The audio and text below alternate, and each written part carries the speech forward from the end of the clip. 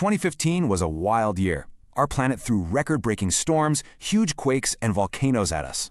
And the human cost? Just staggering. Over 20,000 people tragically lost their lives. Financially, the damage was insane. We're talking more than $42 billion. So what on earth happened? Was it just bad luck, or was something bigger going on? Okay, to figure this out, let's start by looking down at the restless Earth itself. Take Nepal, for instance. Two massive tectonic plates are constantly crashing into each other there. For decades, pressure just builds and builds, until finally, something has to give.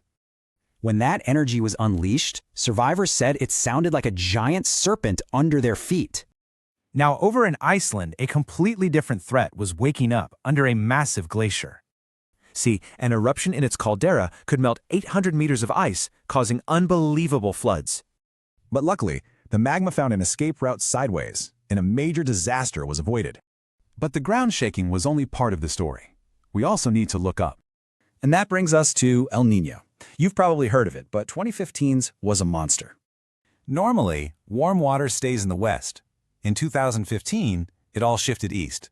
Big difference. This was one of the strongest El Niños in 50 years. It was like a giant engine. And that supercharged the Pacific, creating monster storms like Hurricane Patricia. Its winds hit 265 kilometers per hour, a record for a North Pacific hurricane.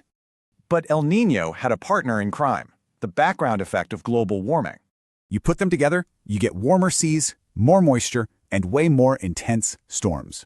Cyclone Pam, for example, hit before El Niño peaked. That was fueled by warming seas alone.